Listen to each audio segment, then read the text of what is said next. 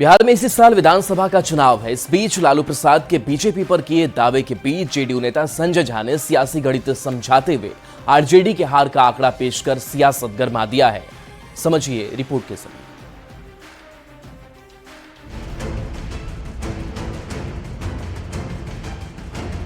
बोल रही है कि सरकार बनाएंगे एकदम पूर्ण बहुमत के साथ। कैसे बना लेगा सरकार? हम लोग रहते हुए सरकार बना लेगा भाजपा। राष्ट्रीय जनता दल के अध्यक्ष लालू प्रसाद ने गुरुवार को जो बयान दिया उस पर सियासत थमने का नाम नहीं ले रही। लालू ने दावा किया है कि उनके रहते बिहार में कभी बीजेपी की सरकार नहीं बन सकती। अब इसी बयान पर जेडीयू सांसद संजय झा ने जोरदार पलटवार करते हुए करारा जवाब दिया। सुन लीजिए।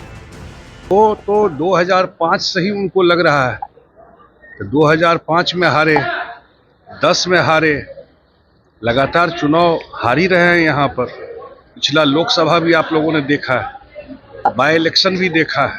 तो बिहार के जनता का आशीर्वाद नीतीश कुमार जी के साथ, ये तो लंबा का 20 साल का कहानी हो गई। 20 साल से बिहार के जनता नीतीश कुमार जी पर आशीर्वाद दी। क्या बोलते हैं नहीं बोलते हैं तो कोई मायने नहीं है।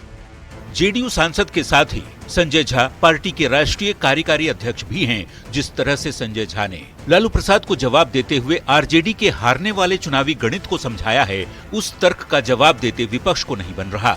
दिल्ली विधानसभा चुनाव के नतीजे के बाद इसी साल बिहार में विधानसभा के चुनाव होने हैं। ऐसे में लालू के दावे पर जेडीयू की ओर से जो जवाब दिया गया है उससे सियासत गर्म होना लाजमी है। न्यूज 18 के लिए पटना से धर्मेंद्र कुमार के साथ ब्यूरो रिपोर्ट। लालू प्रसाद के साले सुभाष यादव के आरोप पर बिहार की सियासत थम नहीं रही है। सुभाष यादव ने बड़ा आरोप लगाते हुए कहा कि लालू प्रसाद के मुख्यमंत्री रहते अपहरण केस की पूरी डील सीएम आवास में ही तय होती थी। सुभाष के आरोपों पर बीजेपी ने जांच की मांग की है। ये रिपोर्ट देखिए।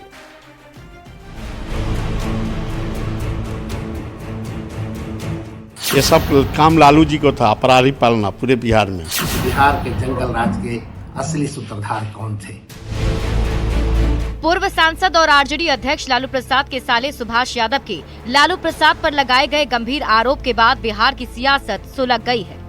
बिहार कांग्रेस के पूर्व अध्यक्ष और बीजेपी नेता अनिल शर्मा ने सीएम नीतीश कुमार से आरोपों की गंभीरता से जांच की मांग की। उन्होंने सीएम से हाईकोर्ट के किसी न्यायाधीश की अध्यक्षता में एक जांच आयोग के गठन की भी मांग की। मैं बिहार के मुख्यमंत्री माननीय नीतीश कुमार जी से अनुरोध करता हूं कि वे 1990 से लेकर 2005 के बीच बिहार में हुए तमाम अपहरण और फिरौती की घटनाओं की जांच के लिए पटना उच्च न्यायालय के किसी न्यायाधीश की अध्यक्षता में जांच आयोग का गठन करें और उच्च न्यायालय के ही देखरेख में इस जांच को अंजाम तक पहुंचाने की कार्रवाई करें। दरअसल सुभाष यादव ने बड़ा आरोप लगाते हुए कहा था कि लालू प्रसाद के मुख्यमंत्री रहते अपहरण केस की पूरी डील सीएम आवास में ही तय होती थी कि सीएम हाउस से ही अपहरण के मामले सुलझाए जाते थे। तो आपकी बातों से लगता है कि उसमें बहुत हद तक सच्चाई थी। तो सच्चाई तो है ही थी, में क्या दूर है? सच्चाई तो थी, सच्चाई तो है ही थी। सच्चाई में कौन कोई नकार देगा नहीं होती थी। करप्शन के जरिया, अपहरण के जरिया बहुत कुछ था, बहुत लाइन था। सुभाष यादव के आरोप के बाद सत्ता पक्ष के नेता लगातार हमलावर हैं। जेडीयू के राष्ट्रीय प्रवक्ता राजीव रंजन ने लालू प्रसाद को प्रायश्चित करने के साथ साथ जनता से माफी मांगने की नसीहत दी है। अब सफाई की स्थिति भी लालू जी के लिए नहीं बची है। कल तक तो तेजस्वी यादव को मुख्यमंत्री बनाने का बार बार आह्वान करने वाले लालू जी इस उम्मीद में रहे हैं कि आज नहीं तो कल राजद की सरकार बन जाएगी।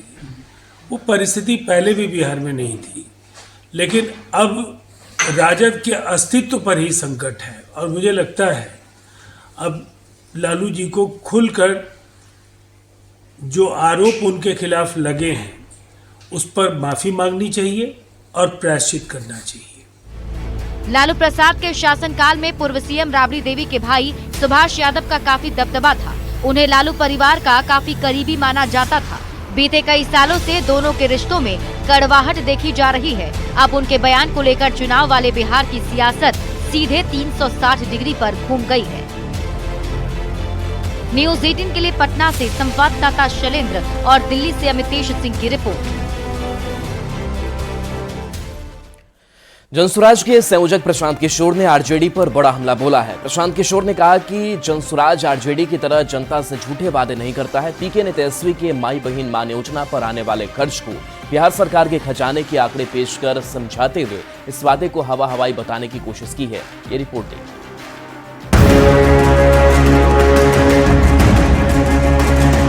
आर्थिक तौर पे जो कमजोर महिलाएं हैं उनके लिए हम लोग माई बहन मान योजना के तहत सीधे उनके खाते में 2500 रुपया हम लोगों की सरकार देने का काम करेगी।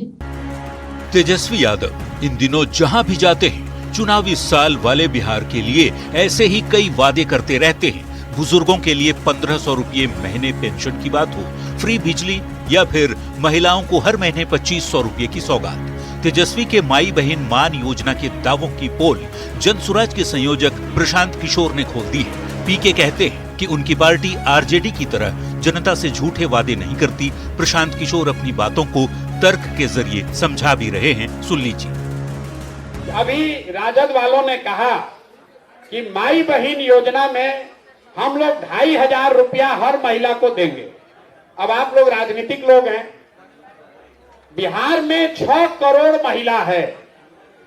अगर 6 करोड़ महिला को 2500 रुपया प्रति महीना दीजिएगा तो करीब करीब 1.5 लाख करोड़ रुपया, 1.5 लाख करोड़ रुपया चाहिए हर साल।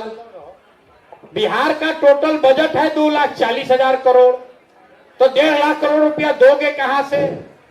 मतलब तेजस्वी यादव को प्रशांत किशोर जवाब देते हुए समझा रहे हैं कि बिहार में महिला आबादी करीब 6 करोड़ है।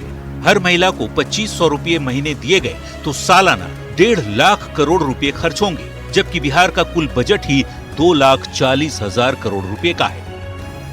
मतलब प्रशांत किशोर के तर्क के मुताबिक तेजस्वी यादव की ये घोषणा हवा हवाई साबित होगी, क्योंकि बिहार सरकार के पास इतना बजट है ही नहीं। जब बजट है ही नहीं तब कैसे 6 करोड़ महिलाओं को हर महीने 2500 रुपये दिए जाएंगे? वैसे चुनावी साल वाले बिहार में तेजस्वी के दावों पर पीके के जवाब ने सियासी पारा जरूर बढ़ा दिया है। न्यूज़ 18 के लिए पटना से आनंद अमृतराज के साथ ब्यूरो रिपोर्ट। आरजेडी पर प्रशांत किशोर के आरोप पर सियासत गर्मा गई है। विपक्ष के नेताओं ने प्रशांत किशोर के आरोप पर जमकर पलटवार किया है। वहीं बीजेपी ने प्रशांत किशोर के आरोप को सही बताया है। मान सम्मान, बिहार के महिलाओं के आर्थिक न्याय के लिए जो तेजस्वी जी ने सोच बनाई है, वो सारे गुना भाग करके, सारे मामले को देख करके ही घोषणा किया गया है। आप पीआर एजेंसी चलाते हैं, पीआर एजेंसी की फिक्र कीजिए। आपके लिए राजनीति और राजनीति की धरातल समझना बड़ा मुश्किल है। देखिए, प्रशांत किशोर जी के बातों का वही बात है जैसे माननीय मुख्यमंत्री जी कहते थे कि 10 लाख नौकरी का पैसा बजट कहां से लाएगा? अपने माँ बाप के घर बेच के लाएगा। लेकिन जब हम सत्ता में आए 17 महीने के लिए तो हमने 5 लाख नौकरी दिया, नियुक्ति पत्र बांटे। ये तो आपको दृढ़ संकल्प लेना होगा, दृढ़ इच्छा शक्ति होनी चाहिए कि कैसे फंड मैनेजमेंट होगा सरकार के तहत, किस तरह से बजट एलोकेशन करे। ये इच्छा कर रहती है सरकार पे कि क्या सरकार सचमुच जनहित के मुद्दे पे काम करना चाहती है। प्रशांत किशोर तो अभी तक इवेंट मैनेजमेंट करते आए हैं, दूसरे के पैसे से खेलते आए हैं, तो ये सब कैलकुलेशन करते हैं। तो आपको चिंता करने की जरूरत नहीं है प्रशांत किशोर जी। बिहार को पैसा कहां से आएगा, किस तरह से आएगा और किस तरह से दिया जाएगा मां बहन लोगों को, उसकी चिंता राष्ट्रीय जनता दल और महागठबंधन के गठबंधन दल जो है उनको चिंता करने की जरूरत है। जनसुराज और राजद दोनों एक दूसरे के चट्टे बट्टे हैं। दोनों जो है धृतराष्ट्र का ही कंपनी है। एक दुर्योधन को स्थापित करने के लिए ये दोनों कंपनी काम कर रहे हैं। और प्रशांत किशोर जी ने जो कहा है वह ठीक है, उन्होंने ठीक बात बोला है। लेकिन माई बहन योजना लालू जी जब सरकार में आए थे उसी समय लागू कर दिए थे। जब वो हटे तो राबड़ी देवी को, तेजस्वी यादव को, मीसा भारती को, अपने पुत्रियों को, ये सारे लोगों को स्थापित करके माई बहन योजना लागू किया था। ये अपने परिवार में जितने भी माई बहन हैं सबको स्थापित करने के लिए माई बहन योजना लाए हैं।